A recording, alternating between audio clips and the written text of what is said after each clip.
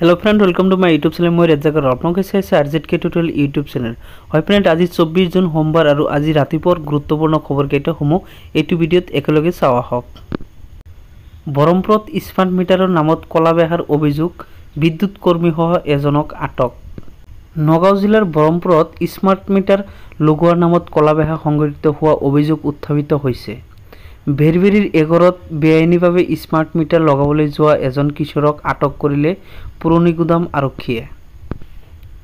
অভিযোগ অনুসৰি কিশোৰজনে গৃহস্থক smart meter লগাই দিয়াৰ বিনিময়ত গ্ৰাহকজনৰ পৰা ধন দাবী কৰিছিল। এই ঘটনাৰ অভিযোগত ধৃত কিশোৰজনৰ লগতে আন এজন বিদ্যুৎ কৰ্মীক আৰক্ষীয়ে আটক কৰে।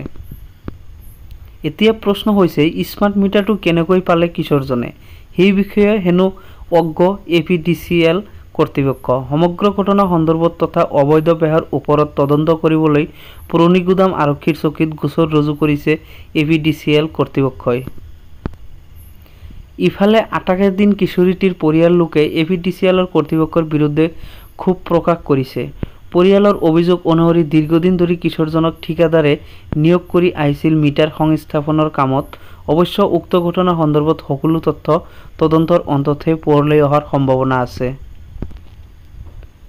তাৰ পিছৰ খবৰটি হ'ল, দিল্লীত চৰমপন্থা ল'লে অসমৰ দম্পতীয়ে। দিল্লীত আত্মহত্যা অসমৰ দম্পতীৰ। কামৰূপ জিলাৰ কমলপুৰ থানাৰ অন্তৰ্গত সোণাপুৰৰ নিবাসী তথা ভাস্কৰ ডেকা কৰ্মসূত্ৰে বিগত কেইমাহমানৰ পৰা পত্নীৰ সৈতে দিল্লীত বাস কৰি আহিছিল।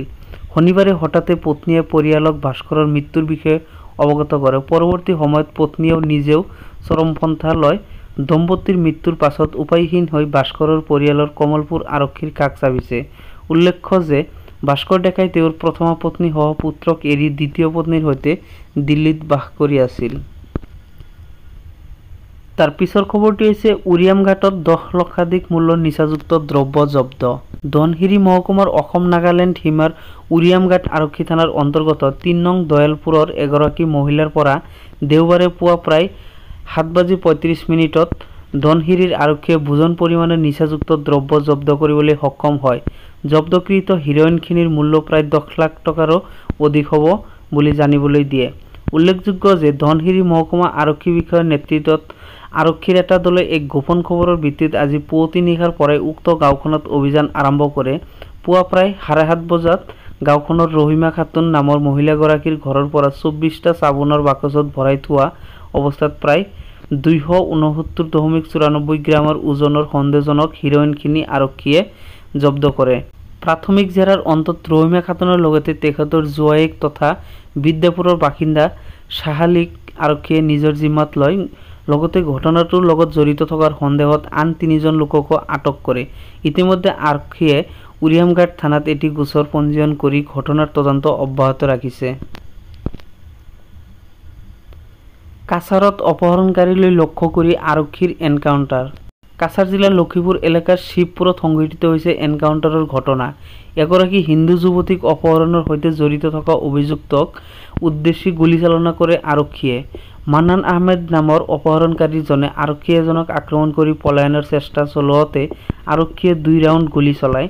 এই ঘটনা সংঘটিত হৈছে দেওবাৰে পুৱতি নিশা। বৰ্তমান গুলীবিদ্ধ মান্নান আহমেদ আৰু আহত আৰক্ষী লেন্স নায়ক জছিমউদ্দিন লস্কৰক শিলচৰ চিকিৎসা মহাবিদ্যালয় হাস্পতালত ভৰ্তি কৰা হৈছে। আৰক্ষী সূত্ৰে জানিব পৰা মতে, লক্ষীপুৰ থানাৰ অন্তৰ্গত স্কটপুৰ চাহ বাগিচাৰ বাসিন্দা ৰিকেয়াচন উপাধিৰ এগৰাকী 19 বছৰীয়া যুৱতীক অপহৰণ কৰিছিল মান্নান আহমেদে। লক্ষীপুৰ থানাধীন বিনাকান্দি গ্ৰান্টৰ বাসিন্দা তথা বিবাহিত 2 সন্তানৰ পিতৃ মান্নান আহমেদে যুৱতীগৰাকীক অপহৰণ কৰি হেনাই এলেকাত লুকুৱাই ৰাখিছিল। আৰক্ষীয়ে নিশাই যুৱতীগৰাকীক উদ্ধাৰ কৰাৰ লগতে অপহৰণকাৰী মান্নান আহমেদকো গ্ৰেপ্তাৰ কৰে। গ্ৰেপ্তাৰৰ পিছত নিশা প্ৰায় 2 বজাত লক্ষীপুৰ PHC চিকিৎসালয়লৈ নিয়াৰ সময়তে শিৱপুৰত প্ৰস্ৰাৱ লগাৰ কথা কৈ গাড়ী ৰখাবলৈ কয়। আৰক্ষীয়ে গাড়ী ৰখোৱাৰ লগে লগে জছিমউদ্দিন নামৰ আৰক্ষীজনক আক্ৰমণ কৰি মান্নান আহমেদে আন্ধাৰৰ সুযোগ লৈ পলাবলৈ চেষ্টা কৰে। আৰক্ষীয়ে তেওঁক ৰ'বলৈ নিৰ্দেশ দিয়ে যদিও আৰক্ষীৰ কথালৈ ভ্ৰক্ষেপ নকৰি তেওঁ পলাবলৈ চেষ্টা কৰে। তেতিয়া বাধ্য হৈ আৰক্ষীয়ে মান্নানক লক্ষ্য কৰি 2 ৰাউণ্ড গুলীচালনা কৰে। গুলীচালনাৰ ফলত তেওঁৰ ভৰিত আঘাত হয়। ইপিনে আহত হয় আৰক্ষী লেন্স নায়ক জছিমউদ্দিন লস্কৰ। পৰৱৰ্তী খবৰ আৰম্ভ কৰাৰ আগতে আপোনালোকৰ এটাই ৰিকুৱেষ্ট, এতিয়ালৈকে যদি মোৰ চেনেলটো ছাবস্ক্ৰাইব কৰা নাই প্লিজ ছাবস্ক্ৰাইব কৰিব, আগলৈ মোক ছাপোৰ্ট কৰি যাব। তাৰ পিছৰ খবৰটি হৈছে পুনৰ নক্সালবাদীৰ বিস্ফোৰণ, নিহত 2জন জোৱান, গুৰুতৰভাৱে আহত কেইবাজনো। আজি হুকুমাত নক্সালবাদীয়ে সংঘটিত কৰিছে এক ভয়ানক IED বিস্ফোৰণ। বিস্ফোৰণৰ ফলত বহু জোৱান আহত হৈছে। খবৰ অনুসৰি এই বিস্ফোৰণত 2জন জোৱান শ্বহীদ হৈছে আৰু চিলগাৰ অঞ্চলত নক্সালবাদীয়ে সংঘটিত কৰিছে IED বিস্ফোৰণৰ কাণ্ড। জোৱানৰ অভিযানৰ মাজতে নক্সালবাদীৰ বিস্ফোৰণে অঞ্চলটোত চাঞ্চল্যৰ সৃষ্টি কৰিছে। নক্সালবাদীয়ে হেনাৰ ট্ৰাক লৈ লক্ষ্য কৰি এই বিস্ফোৰণ ঘটায়। বিস্ফোৰণত 2জন জোৱান শ্বহীদ হোৱাৰ বিপৰীতে বহু জোৱান আহত হৈছে। আহত জোৱানকেইজন স্থানীয় চিকিৎসালয়লৈ লৈ যোৱা হৈছে, য'ত তেওঁলোকে চিকিৎসাধীন হৈ আছে। আনহাতে সমগ্ৰ অঞ্চলটো ঘেৰাও কৰি নক্সালবাদীক বিচাৰি অনুসন্ধান আৰম্ভ কৰা হৈছে। আৰক্ষীয়ে জাৰি কৰা এটা বিবৃতিত কোৱা হৈছে যে যোৱা 23 জুনত জাগৰগুণ্ডা থানা এলেকাৰ অন্তৰ্গত কেম্প চিলগাৰৰ পৰা ট্ৰাক আৰু মটৰ চাইকেলত 201 কোব্ৰা বাহিনীৰ এডভান্স পাৰ্টি কেম্প টেকালগুডেম অভিমুখে আগবাঢ়িছিল। কেম্প চিলগাৰৰ পৰা টেকালগুডেমলৈ যোৱাৰ পথত নক্সালবাদীয়ে নিৰাপত্তাৰক্ষীৰ ক্ষতি কৰাৰ উদ্দেশ্যেৰে এটা IED স্থাপন কৰিছিল। উল্লেখযোগ্য যে নিহত জোৱান 2জনৰ নাম বিষ্ণু আৰ আৰু শৈলেন্দ্ৰ বুলি জানিব পৰা গৈছে। তাৰ পিছৰ খবৰটি হৈছে ওৰাঙত বিষাক্ত কাঠফুলা সেৱন কৰি 7জন চিকিৎসাধীন। ওৰাঙৰ নেপালপাৰা গাঁৱৰ দেওবাৰে বিষাক্ত কাঠফুলা খাই অসুস্থ হৈ পৰে 7গৰাকীকৈ লোক। অসুস্থ ব্যক্তিকেইগৰাকীক ওৰাং সামূহিক স্বাস্থ্য কেন্দ্ৰত ভৰ্তি কৰা হয়।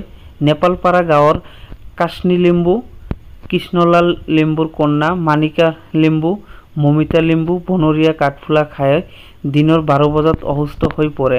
আনহাতে একেখন গাঁৱৰে খেম বাহাদুৰ লিম্বুৰ পত্নী বিভৰাণী লিম্বু, পদুম বাহাদুৰৰ পত্নী আইতাৰাণী লিম্বু, পদুম বাহাদুৰৰ লিম্বুৰ কন্যা অনিশা লিম্বু, বিজ্ঞানী লিম্বু পথাৰৰ পৰা তুলি অনা কাঠফুলা খাই দিনৰ 2 মান বজাত অসুস্থ হৈ পৰে।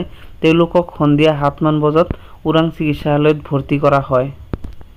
তাৰ পিছৰ খবৰটি হৈছে কৰিমগঞ্জত বানত ক্ষতিগ্ৰস্তৰ আশ্ৰয় শিবিৰত মন্ত্ৰী পীযুষ হাজৰিকা।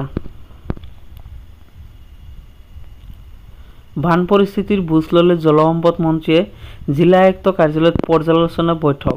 ৰাজ্যৰ জলসম্পদ মন্ত্ৰী তথা কৰিমগঞ্জ জিলাৰ অভিভাৱক মন্ত্ৰী পীযুষ হাজৰিকাই বান পৰিস্থিতিৰ বুজ ল'বলৈ কৰিমগঞ্জ জিলাত আহি আজি উপস্থিত হয়। মন্ত্ৰীগৰাকীয়ে জিলাখনৰ শ্ৰীগৌৰীত ৰাষ্ট্ৰীয় ঘাইপথৰ সমীপত হোৱা খহনীয়াৰ বুজ লৈ স্থানীয় ৰাইজক এইবাৰ প্ৰায় 500 মিটাৰ দৈৰ্ঘ্যত স্থায়ী প্ৰতিৰোধৰ কাম কৰা হ'ব বুলি আশ্বাস দিয়ে। মন্ত্ৰীগৰাকীয়ে কৰিমগঞ্জ নগৰৰ পাব্লিক উচ্চতৰ মাধ্যমিক বিদ্যালয় আৰু নগেন্দ্ৰনাথ তিলক চান্দ MV স্কুলত আশ্ৰয় লৈ থকা বানাক্ৰান্ত ৰাইজৰ খবৰ লোৱাৰ লগতে মত বিনিময় কৰে। লংগাই আৰু কুশিয়াৰা নৈৰ বানত আক্ৰান্ত হৈ পাব্লিক উচ্চতৰ মাধ্যমিক বিদ্যালয়ত 649 গৰাকী আৰু নগেন্দ্ৰনাথ তিলক চান্দ MV স্কুলত 517 গৰাকী লোকে আশ্ৰয় লৈ আছে। উক্ত আশ্ৰয় শিবিৰত উপস্থিত হৈ ৰাইজৰ দুখ দুৰ্দশা অভাৱ সমস্যাৰ বুজ লোৱাৰ লগতে তেওঁলোকে জিলা প্ৰশাসনৰ পৰা সহায় সুবিধা ৰেচন আজি পৰ্যাপ্ত পৰিমাণে পাইছে নে নাই সেই বিষয়ে মন্ত্ৰীগৰাকীয়ে খবৰ লয়। আশ্ৰয় শিবিৰত থকা বানাক্ৰান্ত লোকসকলে যাতে থকাৰ লগতে খাদ্য স্বাস্থ্যজনিত সকলো দিশতে পৰ্যাপ্ত পৰিমাণে সুবিধা লাভ কৰে সেই কথা নিশ্চিত কৰিবলৈ তেওঁ জিলা প্ৰশাসনক নিৰ্দেশ দিয়ে। ৰাইজৰ এই দুৰ্যোগৰ সময়ত ৰাজ্য চৰকাৰে সকলো প্ৰকাৰে সহায় কৰিবলৈ প্ৰস্তুত আছে বুলি মন্ত্ৰীগৰাকীয়ে উল্লেখ কৰে। আবেলি মন্ত্ৰী হাজৰিকাই কৰিমগঞ্জ জিলাৰ আয়ুক্তৰ কাৰ্যালয়ত বিধায়কসকলৰ উপস্থিতিত জিলাখনৰ বিভাগীয় প্ৰশাসকসকলৰ সৈতে পৰ্যালোচনা বৈঠকত অংশ লয়। জলসম্পদ বিভাগৰ পৰা মন্ত্ৰীগৰাকীয়ে কৰিমগঞ্জ জিলাৰ বান নিয়ন্ত্ৰণৰ বাবে গ্ৰহণ কৰিবলগীয়া ব্যৱস্থাসমূহৰ বিষয়ে বিবৃতভাৱে বুজ লয়। অহাবাৰ জিলাখনৰ 15 পৰা 20 কিলোমিটাৰ দৈৰ্ঘ্যৰ উন্মুক্ত অংশত মথাউৰি নিৰ্মাণৰ ব্যৱস্থা কৰা হ'ব বুলি মন্ত্ৰীগৰাকীয়ে উল্লেখ কৰে। মন্ত্ৰীগৰাকীয়ে জিলাখনৰ কৃষি, স্বাস্থ্য, পঞ্চায়ত আদি বিভাগৰো পৰ্যালোচনা কৰি সকলোকে সাধাৰণ জনতাৰ কল্যাণ তথা দেশৰ উন্নয়নৰ বাবে আন্তৰিকতাৰে কাম কৰিবলৈ আহ্বান জনায়। আজি ৰাতিপুৱাৰ খবৰ ইমানেই। যদি ভাল লাগিছে নিশ্চয় এটা লাইক কৰি দিব আৰু এটা শ্বেয়াৰ কৰিব।